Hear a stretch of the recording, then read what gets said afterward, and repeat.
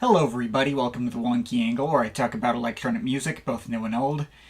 And today is a Patreon request from ASFX. I'm talking about the 2016 album from Julien-K, California Noir, Chapter 2, Nightlife in Neon.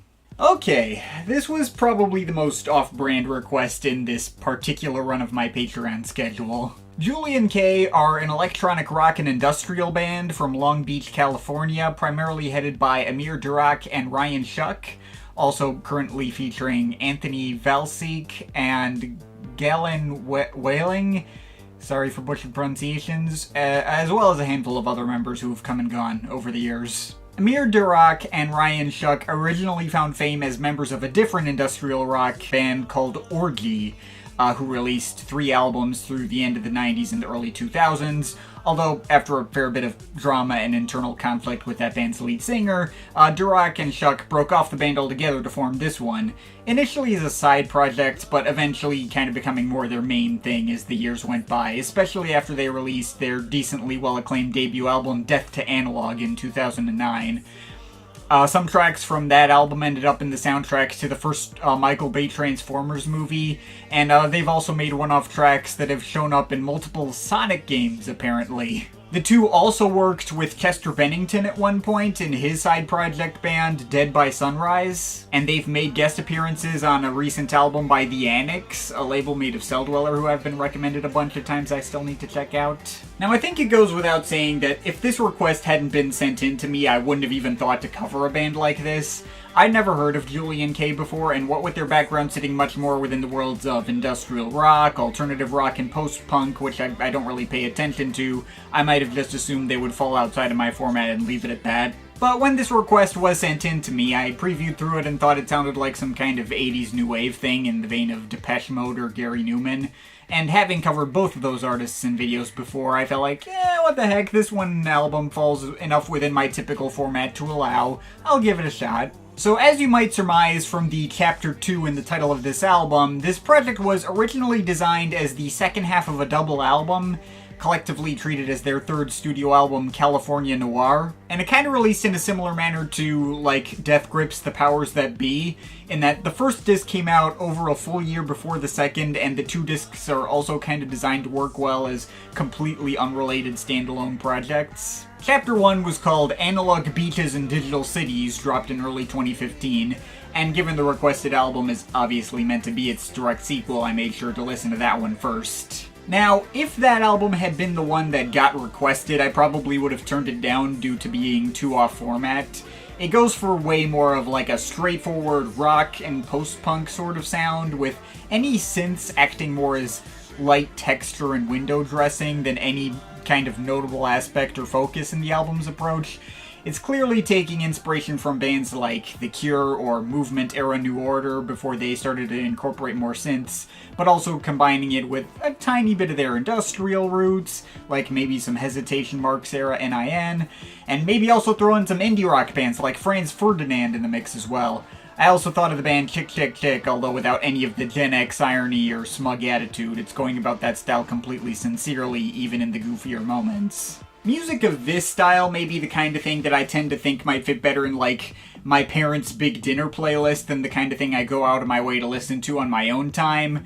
But the whole project is actually really freaking good, and I was really surprised on how much I actually got into it. They've got a great knack for those big, soaring 80s hooks and melodies, some pretty dang visceral and danceable grooves and riffs, and the production was top-notch for what it was. But we're not here to review Chapter 1, we're here to review Chapter 2, Nightlife in Neon, which dropped in August 2016. As I kinda alluded to earlier, this album sounds way more Depeche Mode inspired. Some clear New Order influence here too, but more of that like Blue Monday and Power, Corruption, and Lies era New Order that actually did have more of that electronic aesthetic. This album does actually feel like an electronic album. The synths are clearly and singularly focused on enough to feel like a key part of the album's approach, even on the couple of tracks near the end that don't put them nearly as much into the forefront. In terms of the textures and sound design, this album is more within my usual element and more obviously falls within my usual format. So maybe it might be a bit of a surprise to hear me say that I thought this chapter was actually a pretty noticeable step down from the first one. With the change in sound palette and aesthetics, also came a downgrade in terms of the hooks and melodies. The pop songwriting didn't feel as sharp, and in putting so much emphasis on recreating the 80s aesthetics over all else, it ended up feeling a lot less special in its own right, and became just the 50 billionth album to pile onto the absolute overwhelming deluge of 80s nostalgia we've gotten over the past decade plus. And that impression was really cemented when the track Mannequin Eyes came up and they decided to actually name drop the 80s directly, talking about a girl having the wide-eyed look like in an 80s song. I'm gonna be honest, that one line hit such an on-the-nose note that it nearly ruined the whole album for me. Not just because it was the only actual lyric that stood out to me in one way or another on either chapter. Most of the lyrics here are pretty generic. But it also kind of struck me as revealing about the way Nightlife and Neon was conceived as a whole. Everything about the sound and production of the entire album, and even the way Ryan Shuck's vocal delivery is so often trying to sound like exactly like Dave Gahan. Hell, even the way Shuck looks like Dave Gahan in some of their promo photos. Like, they already made it obvious enough that the point of the album is to be straightforward 80s nostalgia. There was absolutely no need to come out and all but, spell out the moral of the story being that the 80s are cool and romantic and stuff in the lyrics. At that point, this is just redundant overkill, not to mention corny as hell. Now, sure, it's probably not fair that I'm hearing this album in 2023 after the complete oversaturation of 80s nostalgia has been set in for years. But even in 2016, it's not like we hadn't already gotten plenty of that, what with the rise of the entire synthwave scene already well underway, and the existence of bands like Cut Copy even before that, who let their naked 80s revivalism speak for itself without having to say it. The line about 80 songs wouldn't have made me want to slam my face into the ground back then, quite in the way that it does now, but it still would have been corny. I can't let them off for it. But, okay, I need to back up. One corny line, even one that does kind of paint the rest of the project in a less flattering light, does not necessarily a bad album make. And as far as, just straightforward 80s revivalism goes, this is still pretty well made for what it is, even if sometimes kind of shallow. It is clear that this album was made out of the band's genuine love for this sound and style. They did make it sound really consistently good and put a lot of passion into their performances. And there is a decent amount of variety in terms of the sound to make sure it was never outright boring. There's tracks that really lean into the synths, like Spectrometer, which feels a lot more bright and uplifting, or Solar, which goes for a much more atmospheric synthwave ballad approach that ended up becoming one of the emotional high points. Or Sunset Life, which maybe has some light techno and downtempo flavors thrown in for good measure. That track was the first one where the album really started to pick up for me. There's also Institution, which has a little bit of a breakbeat flavor to it and some of the best riffs and hooks on the album. Ironically, though, I ended up getting more into the rock-flavored cuts than the more synth-heavy ones on average. There are a few tracks near the end that ended up going a little more for that kind of rock and metal sound, such as Dark Cadence and Framework, that had among the better hooks and did go particularly hard, even if Framework's Na Na Na chorus was maybe a tiny bit on the cheesy side. It was still good fun. And there's also tracks which effectively blend the electronic and rock styles, be it a track like Corrections, which has more of a synth-driven new wave instrumental, but also some pretty nice guitar riffs and solos, or the closer Temple, which is mainly rock instrumentation with a bit of synth backing, but still interestingly nails down a synth pop feel without really being synth pop. Heck, even a track like Mannequin Eyes, despite having, as mentioned before, the worst lyrics on the album, had the potential to be a highlight since it does have a really solid groove underscoring it and one of the better hooks. But there's also tracks like Dossier, which struck me as a bit too blatant in terms of its Depeche Mode influence, right down to Ryan Shuck making his most accurate Dave Gahan impression yet, and even featuring the exact same tone of pianos that appeared on Never Let Me Down Again.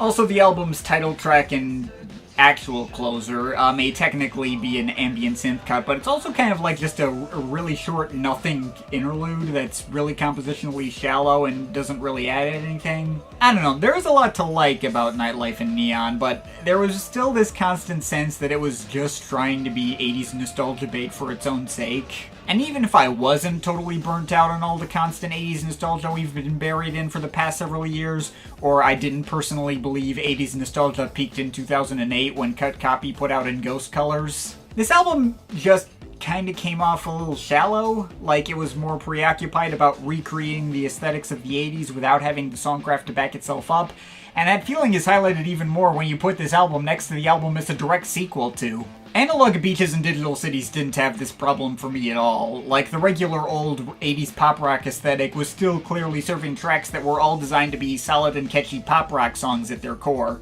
The foundational songcraft felt like the main priority over the surface level aesthetics, and that made it a way stronger and more likable listen in my eyes. Nightlife and Neon, to its credit, does still clearly have a lot of passion and effort put into it, and they are going about their surface level 80s nostalgia with 100% full-hearted sincerity. That much is abundantly clear from how well polished the production is, and again, how much passion everyone puts into their performances.